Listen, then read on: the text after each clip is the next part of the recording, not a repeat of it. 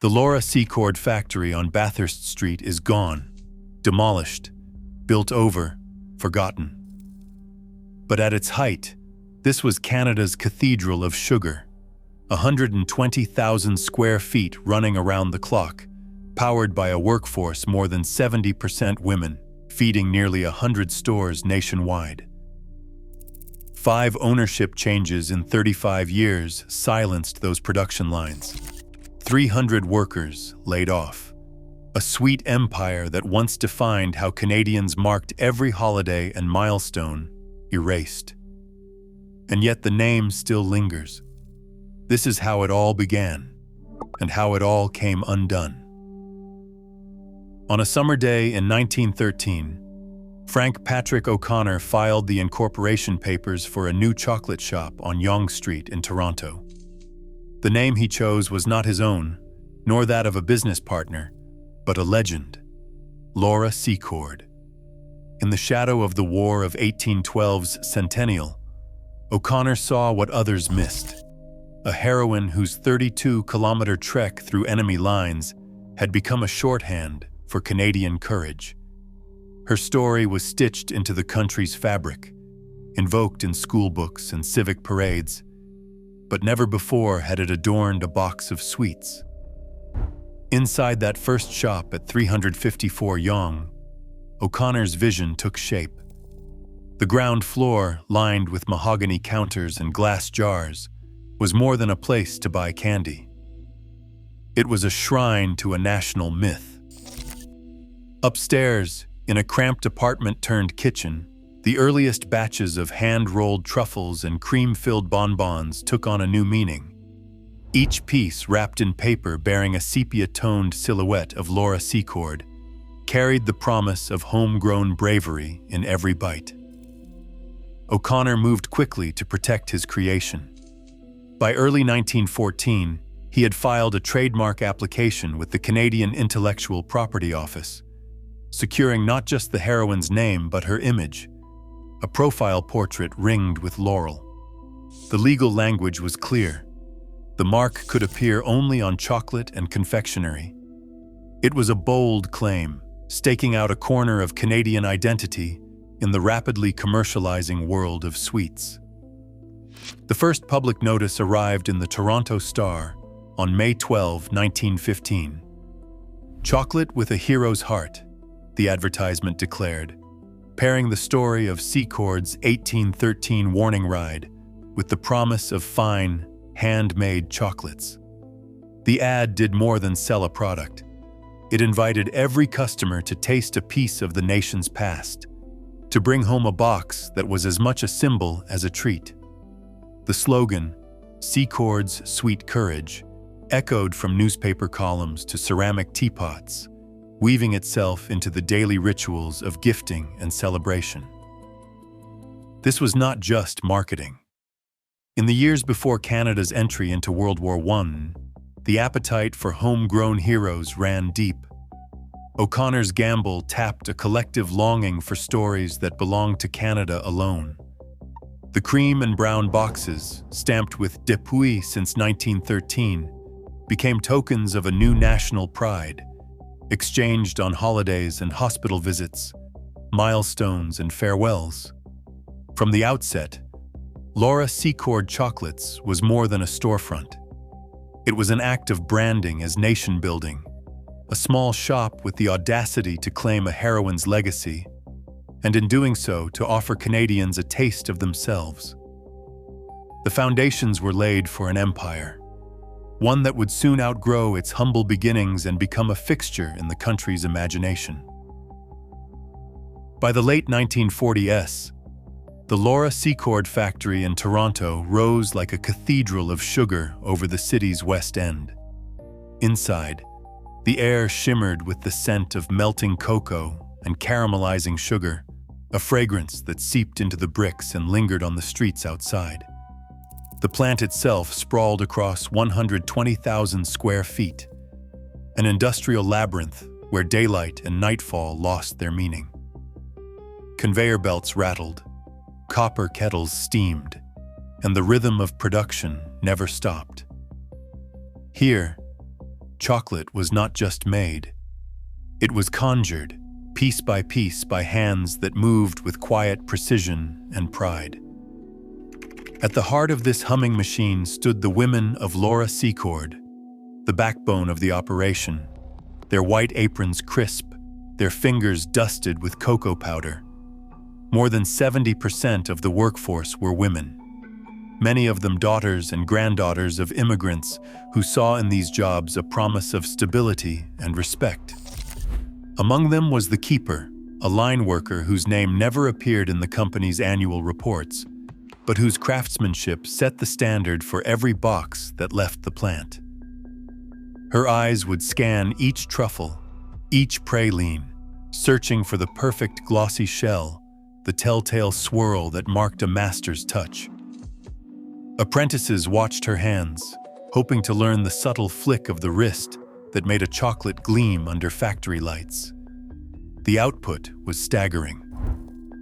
By 1950, nearly 96 Laura Secord stores stretched from Toronto to Montreal, each one supplied by the relentless engine of the Toronto factory. Shipments left the loading docks in cream and brown boxes, the first of their kind in Canada, bearing the silhouette of Laura Secord herself. These boxes became more than packaging. They were tokens of affection, wrapped and handed over at Christmas, Easter, graduations, and hospital bedsides. For many families, a Laura Secord box was as much a part of the holiday table as the turkey or the tree. Inside the factory, the work was both art and endurance. 3 shifts kept the lines moving around the clock, morning, afternoon, and night, each with its own tempo and cast of characters. The night shift belonged mostly to men, but the day belonged to the women, whose laughter and stories filled the break rooms and whose skill shaped the taste of a nation.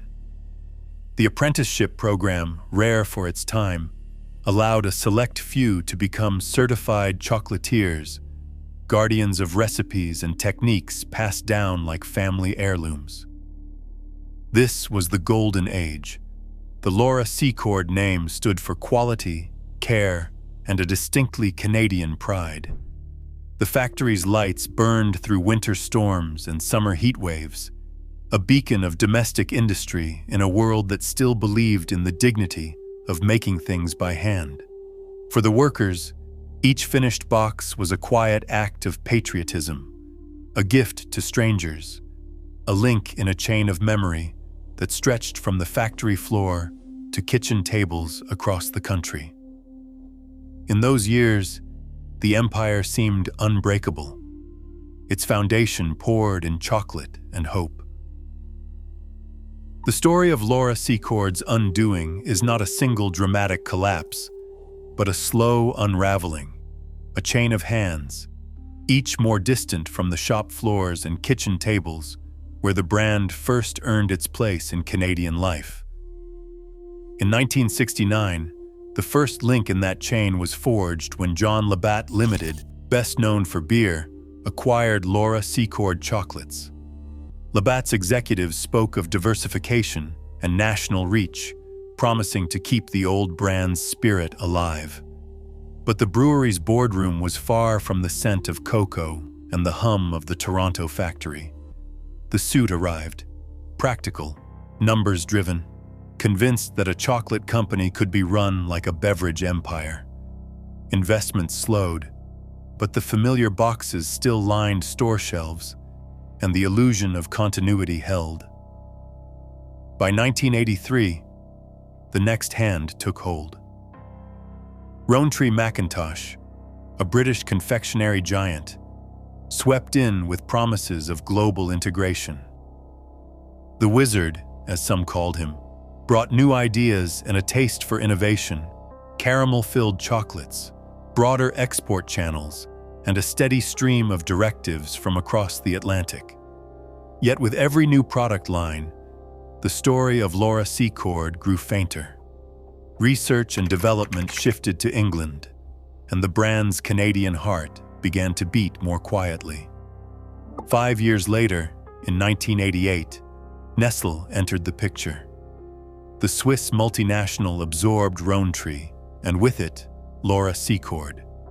For Nestle, this was a line item in a vast portfolio. The steady hand took over, not reckless, but indifferent to the mythic weight of a Canadian heroine's name. Ingredient sourcing moved overseas, the Made in Canada badge faded from ads, and the cream and brown boxes became just another SKU in a global supply chain. The Toronto plant, once a cathedral of sugar, stood increasingly silent. In 1998, the brand crossed the border again, this time to a Chicago-based private equity group. The new owners saw opportunity in cost-cutting. The order came down to shutter the Toronto factory, relocate production to the United States, and squeeze value from the company's real estate. Hundreds of skilled workers, many with decades of service, received pink slips. The heart of the operation, its people, were now a line on a balance sheet. The Canadianness of Laura Secord became a memory, not a fact. By 2004, another transaction, this time to Boston investors, promised a turnaround. Store renovations, a refreshed logo, and new packaging followed, but the brand's story was now a hollow echo. The steady hand of the family founder, the wizard's restless innovation, the suit's calculated optimism, all were gone. In their place was a brand traded like a commodity, its roots clipped with each sale.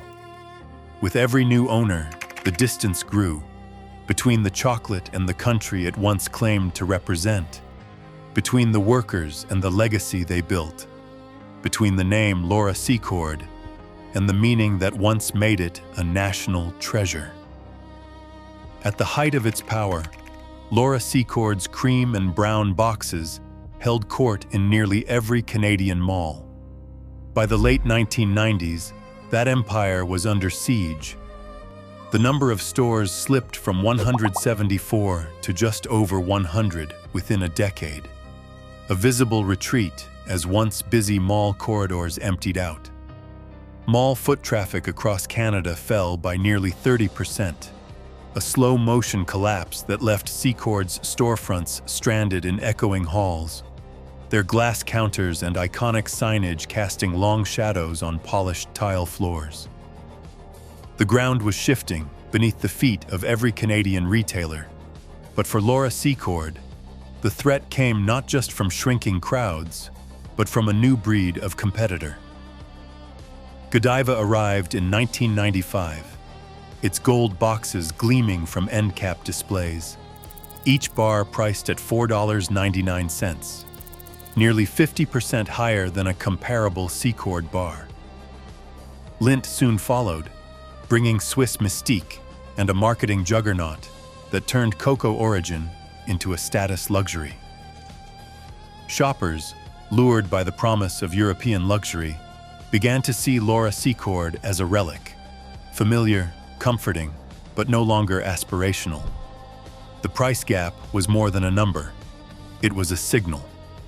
Where Laura Secord's $3.49 bar once felt like a treat, the new imports turned chocolate into a statement of taste and worldliness. Mall landlords, eager to chase prestige tenants, offered prime space to the European brands, nudging Secord's outposts to lesser aisles and shrinking square footage. The chain's old strength, anchoring the everyday rituals of hospital visits, birthdays, and holidays, was now a liability against the flood of glossy imported options. Meanwhile, the digital revolution was rewriting the rules. Purdy's, a West Coast rival, launched its e-commerce site in 2005 and a loyalty program in 2014, rewarding repeat customers and building a new kind of relationship. Ganong, the venerable New Brunswick chocolatier, had already begun offshoring mass production in 1988, preserving its heritage line at home but chasing scale abroad. Laura Secord, by contrast, clung to its bricks and mortar, slow to embrace online sales and digital marketing. The result was a slow bleed, store by store, year by year, while competitors adapted and thrived. The retail squeeze was not just an economic story, but a cultural one. Each shuttered shop signaled more than lost revenue. It hinted at a thinning of the national fabric. The chocolate boxes that once marked every milestone now felt like artifacts, their place on the gift table quietly usurped by foreign brands and shifting habits. As the empire shrank, a deeper wound began to form, one that would soon reveal itself not just in balance sheets, but in the collective memory of a country. Stories about Laura Secord echo with longing: grandmother's chocolate boxes, the taste of birthdays, the scent of Christmas mornings. Online, these memories surface like fragments of a shared past, voices reaching for something that once defined what it meant to be Canadian. Underneath the nostalgia lies a deeper ache, a sense that a piece of national identity has quietly slipped away. Numbers tell the story's outline. In 2005, Laura Secord's heritage score in the Ipsos National Brand Survey was 78 out of 100. By 2018, it had fallen to 62. For Canadians over 40, the drop felt personal. The boxes still lined shelves, but the name no longer carried the same promise. Among younger Canadians, the decline was sharper still. Relevance dropped from 55 to 38 as European imports and digital-first brands crowded the market. The rituals faded: a box for a hospital visit, a graduation, a holiday. New habits, new names, and the old traditions slipped further from view. For those who made the chocolates, the loss was even more acute. In 1999, 300 workers, most of them women, were laid off from the Toronto factory. Years spent perfecting the art of hand-finishing truffles and pralines ended with a single round of pink slips. Their work was more than a job. It was a craft, a source of pride passed down through generations. The keeper, the master chocolatier, walked the silent line that day, gathering stray ribbons and empty molds, her memory of the factory's hum already fading. The sense of betrayal deepened in 2002, when Made in Canada disappeared from the box. The label, once a badge of pride, was replaced by silence. For many, this was the final cut. Laura Secord reduced to just another brand, its story traded away. What remains is not just a missing chocolate, but a fracture in the story Canadians once told about themselves. The keeper's memory endures, a quiet testament to what was made and what was lost. The old Toronto factory stands erased, its footprint buried beneath glass towers and parking lots. Its address, once whispered as a badge of pride, now absent from the city's memory. In 1998, the last machines powered down, and with them went the scent of cocoa that had seeped into the bricks for generations. The building changed hands within a year. By 1999, the property title listed a developer, not a chocolatier. City Council minutes from 2001 record the approval, a mixed-use redevelopment permit, stamped and filed, authorizing the demolition of what locals once called the Cathedral of Sugar. No commemorative plaque, no ceremony, just silence and dust. The site where hundreds once worked 3 shifts, where the keeper's hands set the standard for a nation's taste, became a construction zone. Bulldozers replaced the line workers, and the last fragments of the old tiled floors vanished under poured concrete. Municipal records show the final tax assessment for Laura Secord's production facility in 2001, a line item among many in the city's redevelopment boom. The transformation was swift and absolute. A living symbol of Canadian industry, replaced by condominiums and retail units, its history flattened for a new generation with no memory of the chocolate fog that once hung in the air. Even the retail remnants have faded. The Cloverdale Mall store, one of the last mall-based outposts, closed its doors in September 2020. The lease termination, filed with the Surrey Real Estate Board, cited financial non-performance, a bureaucratic phrase that cannot capture the end of a ritual for families who once stopped for ice cream and gift boxes on Saturday afternoons. Mall management's public statement, issued days later, confirmed what regulars already knew. The empire was gone, its storefront now just another empty space waiting for a new tenant. All that remains is absence. The keeper, years after her last shift, can still recall the scent of caramel and cocoa that lingered on her coat long after she stepped outside. Today, that memory is all that's left. A private echo of a vanished world, sealed behind locked doors and paved over by progress. Today, the name Laura Secord lingers as both a memory and a mirror, reflecting not just lost jobs and shuttered factories, but a deeper fracture in how a nation tells its story. As global brands replace local legends, the sweet empire fades into myth. What remains is a question. When heritage is traded away, what fills the silence left behind? Share your thoughts in the comments below.